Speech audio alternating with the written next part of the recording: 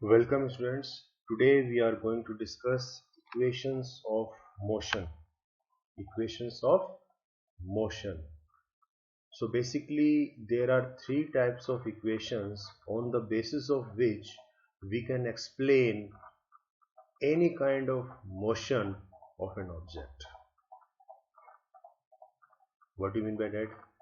It means to describe a motion there are three possible ways, or we can say we have three different equations. Together they will give us complete information regarding the motion of any kind of object, and these three equations are mainly based on the displacement, the time taken, the initial velocity, the final velocity, and the acceleration of the object. So the first equation, which is also known as velocity time relation, it is v equals to u plus at, that is final velocity is equal to initial velocity plus acceleration into time, and it is also known as first equation of motion, or we can say velocity time relation. The another one is position time relation, that is s is equal to ut plus half of at square, where s is the displacement, u is the initial velocity, t is time, plus half a acceleration and time square, and this equation is also known as second equation of motion. Similarly, we have third equation of motion, also known as position velocity relation, and it is v square minus u square is equal to 2as. Now we are going to derive these three equations so that you will get familiar how these equations come from. So first one is v equals to ut plus at square, where a is acceleration, and you know that acceleration means rate of change of velocity. So mathematically we can write it as delta v upon delta t, that is rate of change of velocity. So delta v, that is change in velocity, so this can be written as v minus u, that means final velocity minus initial velocity. So this is the change in velocity, and change in time, that is t2 minus t1, so we can write it as t, because t1 is always 0. So instead of writing t2 we can write it as t itself. So what we will get, a equals to v minus u upon t. So shifting or cross multiplying this equation, so t will be multiplied with a, so we get at equals to v minus u, or you can say v equals to u plus at. So this is your first equation of motion, that is v equals to u plus at. Next, s equals to ut plus half of at square. तो अब देखिए इसमें हमारे पास u क्या है, initial velocity है। तो आप इस ग्राफ से इसको समझने की कोशिश कीजिए। इसमें जीरो, तो यहाँ पे हम जीरो नहीं लेंगे क्योंकि यहाँ पे कुछ इनिशियल वेलोसिटी दिखा रखी है। तो अगर जीरो से लेते हैं तो इसका मतलब ऑब्जेक्ट रेस्ट पे है, तो हम इसको यहाँ से लेते हैं कहीं से। ये वेलोसिटी का है, वाई एक्सिस पे क्या है, वेलोसिटी है, तो हम यहाँ से शुरुआत करते हैं। तो यहाँ पे मतलब क्या है, कुछ नॉन जीरो वेलोसिटी है, क्योंकि यहाँ पे वेलोसिटी क्या है, जीरो है। तो यहाँ पे वेलोसिटी क्या है, नॉन जीरो है। तो ये नॉन जीरो वेलोसिटी हम क्या मानेंगे, ये इनिशियल वेलोसिटी है, और ये यहाँ तक हमारे जो सी पॉइंट तक हम ले रहे हैं, ये हमारी क्या है, फाइनल वेलोसिटी। तो हमारे पास इनिशियल वेलोसिटी आ गई, फाइनल वेलोसिटी आ गई, ठीक है ना।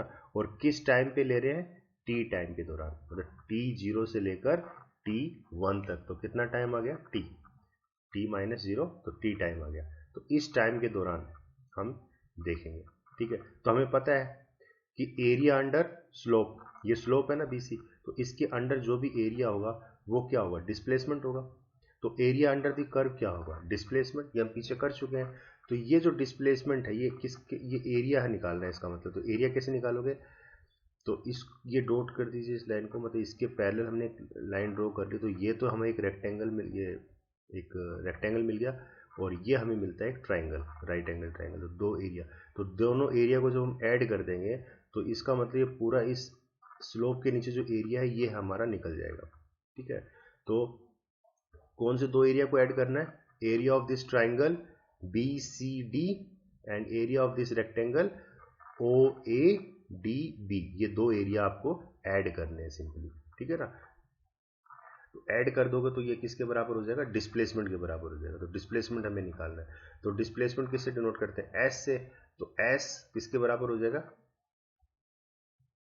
इसके बराबर, इन दोनों एरिया के बराबर। तो अब ये देखिए ट्राइंगल का एरिया कितना होता है, half of base into height. तो हाफ ऑफ बेस क्या है BD, इंटू हाइट क्या है DC। तो half of base into height, plus area of rectangle क्या होता है, लेंथ इंटू विड्थ। तो लेंथ कितनी है OA और विड्थ कितनी है OB। तो हाफ ऑफ, अब BD क्या है, BD किसके बराबर है, T के बराबर है, क्योंकि दोनों लाइन के पैरेलल है। तो ये हो गया T, और CD किसके बराबर हो गया CD। तो ये वाला एरिया हो गया ना, ये वाला। तो ये एरिया कैसे निकलेगा, ये डिस्टेंस कैसे निकलेगा, V माइनस यू।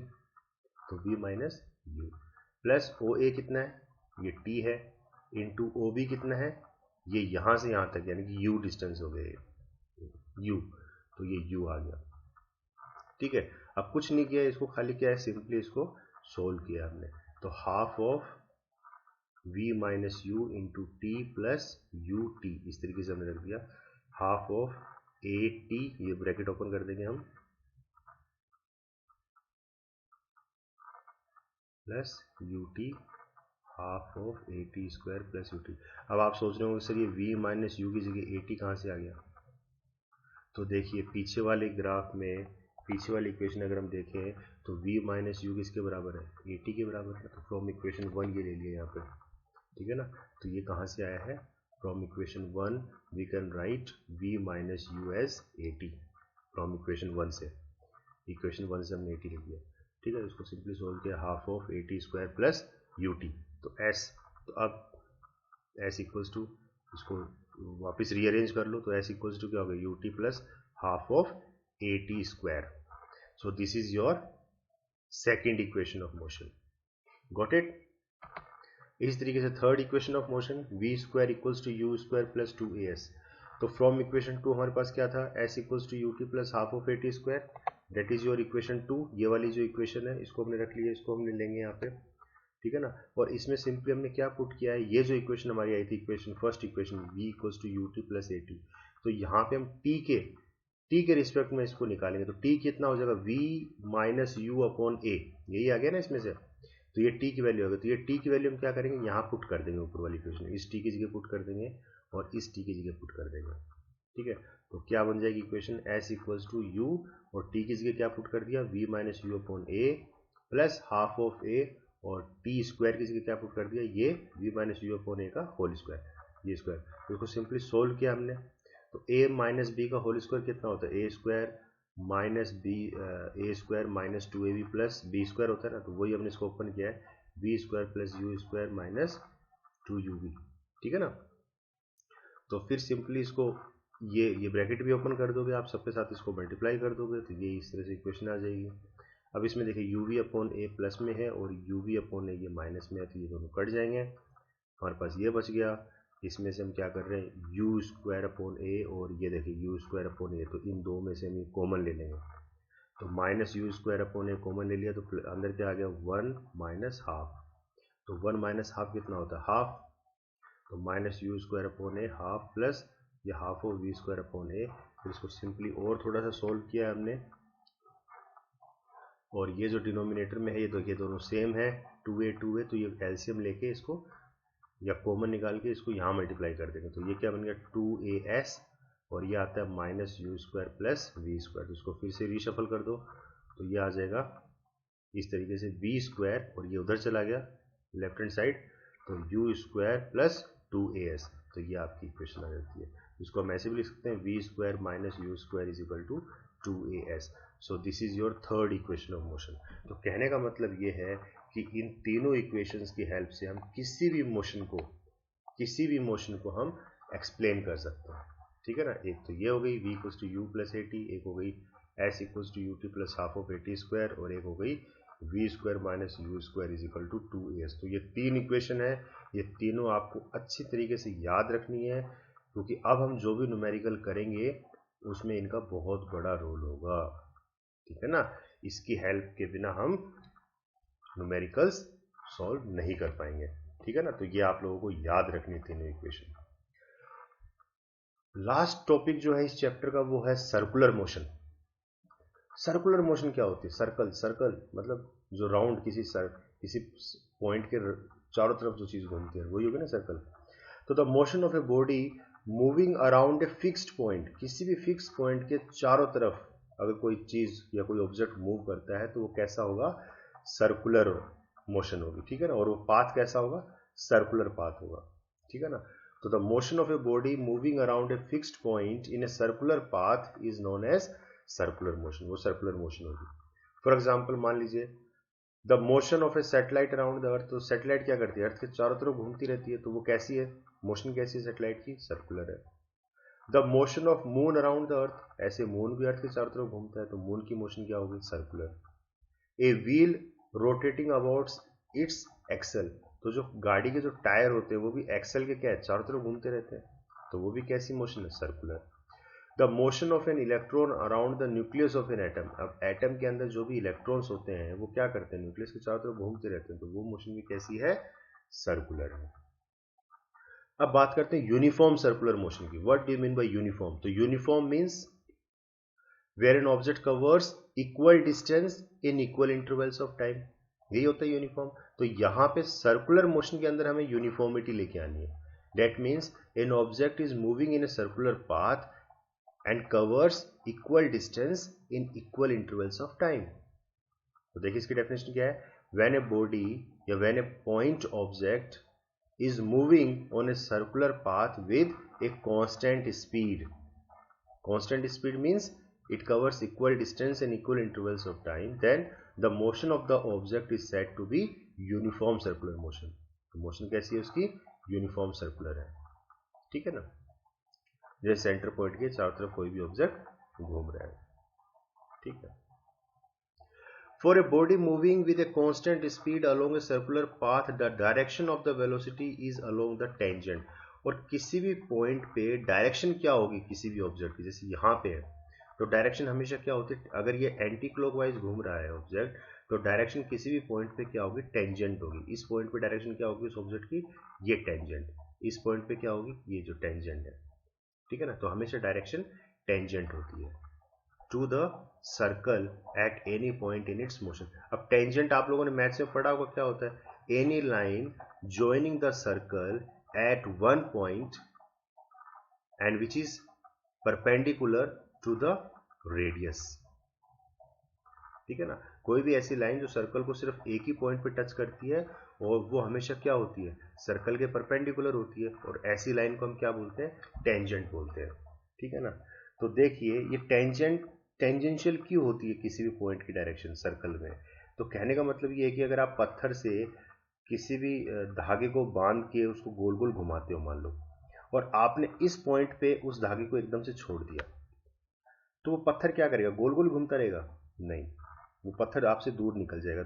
तो जिस पॉइंट पे आप उसको छोड़ोगे वहां से वो कैसे निकल जाएगा? टेंजेंट। ठीक है ना, तो टेंजेंशियली वो चला जाता है। तो इसीलिए सर्कुलर मोशन के अंदर किसी भी पॉइंट पे ऑब्जेक्ट की जो डायरेक्शन है वो क्या होती है? टेंजेंशियल होती है। क्लियर है? अब देखिए एक्सेलरेशन क्या होती है? Rate of change of velocity.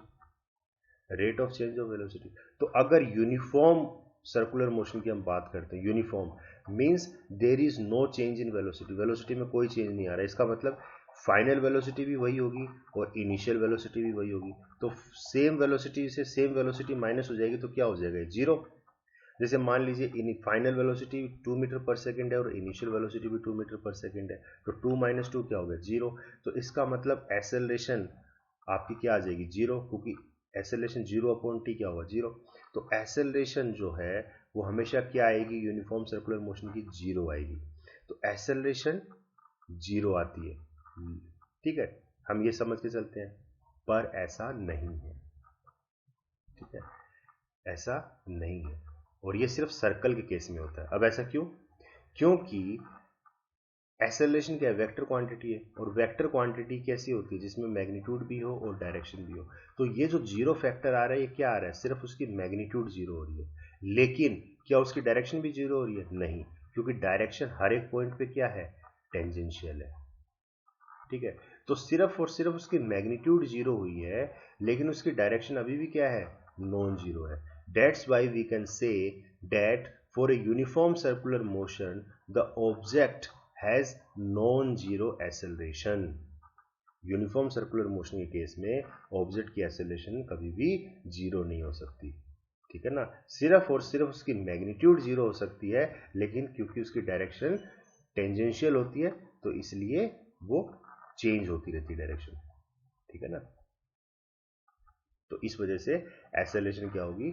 Non zero होगी, because only its magnitude is zero. सिर्फ मैग्नीट्यूड जीरो हो रही है, और वो भी किस वजह से? क्योंकि वेलोसिटी में कोई चेंज नहीं आ रहा यूनिफॉर्म मोशन के अंदर। ठीक है ना, लेकिन इसकी जो डायरेक्शन है, but its direction is non zero. Direction non zero है, क्योंकि डायरेक्शन क्या है आपकी? टेंजेंशियल है हर पॉइंट पे। क्लियर है? तो इसी के साथ ये चैप्टर हमारा यहीं ख़त्म होता है। अब हमारे पास सिर्फ और इस चैप्टर के कुछ न्यूमेरिकल्स बचे हैं जो हमें करने हैं। ठीक है ना, तो कुछ न्यूमेरिकल्स मैं आपको एक्सरसाइज में दे दूंगा करने के लिए, और कुछ हम लोग यहाँ सोल्व करेंगे, फिर उसके बाद ये चैप्टर कंप्लीट हो जाएगा। और स्टूडेंट्स, मैं आपको बता दूं, अगर आपका कोई लेक्चर मिस हो गया है, या आप नहीं देख पा रहे हो, या फिर आप व्हाट्सएप पे अगर देखते हो और इसकी क्वालिटी अच्छी नहीं है, तो मैं आपको बता दूं, मेरा यूट्यूब चैनल है जिसपे मैं सारे वीडियो अपलोड करता हूं अपने, तो आप वहां से भी देख सकते हो, और अच्छी हाई क्वालिटी हाई डेफिनेशन में आप वो वीडियो देख सकते हो। ठीक है, ओके, थैंक यू।